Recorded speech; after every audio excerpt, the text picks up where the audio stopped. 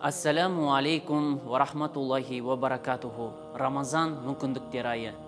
Олай дейтініміз, ұлық айда Алла тағала сізге көптеген мүмкіндіктерді нәсіп еткен. Алла тағала сіздің дұғаңызды қабыл етеді, күнәңізді кешіреді, мейірімділігін танытады, тозақ отынан алыс етіп, жәннатқа жақындатады екен. Бір мүмкіндігіне тоқталатын болсақ, пайғамбар саллаллаху алейхи уассалам былай дейді: кімде-кім Рамазан айының оразасын иманменен, шынайы үмітпенен, сауап алам деген ниетіменен ұстайтын болса, Алла тағала ол адамның алдын кеткен күнәләрін кешіреді дейді. Біздің басты арманымыз Алла тағаланың алдына кешірілген күнәмен бару болатын болса, ең бірінші Алла тағаланың қолына көрсететін мейірімділігі әрі берген мүмкіндігі бұл оразаменен сіздің күнәңізді кешіреді екен.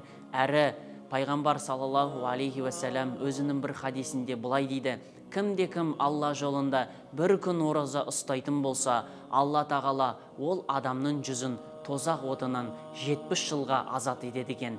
Бір күн ораза ұстағаныңыз үшін Алла тағала сіздің жүзіңізді 70 жылға алыс ететін болса, 30 күн ораза ұстағаныңыз үшін Алла тағала сізге осындай керемет мүмкіндіктерді нәсіп етеді екен. Одан кейінгі керемет мүмкіндіктердің бірі, Алла тағала сізге 30 күн ораза ұстағаныңыз үшін Ар-Райян деген жәннат қақпасынан кіру мүмкіндігін нәсіп етеді екен. Ол Ар-Райян қақпасына тек қана ораза ұстағандар кіреді екен. Әрі ораза ұстап, аузыңызды ашып болғаннан кейін жаныңызға рахат сыйлайтын, рухани байлық сыйлайтын тарауық намазы бар. Ал пайғамбар саллаллаху алейхи уассалам ол жайында былай деген: кімде-кім Рамазан айында тарауық намазына иманменен сауап алам деген ниетпенен тұратын болса, Алла тағала ол адамның күнәсін кешіреді деген екен. Одан кейін сізге берілген үлкен мүмкіндіктердің бірі, Алла тағаланың мейірімділігінің бірі, 83 жылға татитын қадір түнін нәсіп еткен екен. 6 сағат сіз мінәжат жасап, ғибадат жасап күтесіз, Алла тағала сізге 83 жылдың сауабын нәсіп етеді екен. Қай жерде қызмет қылмаңыз, қай жерде жұмыс жасамаңыз, сізге бұндай 83 жылдың сыйын көрсетпеген ешкім.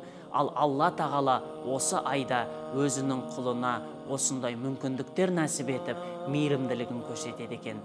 Құрметті жамағат, Рамазан айын сағынышпенен күтіп, осы мүмкіндіктерді пайдаланып айырылып қалмайық. Ассаламу алейкум ва рахматуллахи ва баракатуху.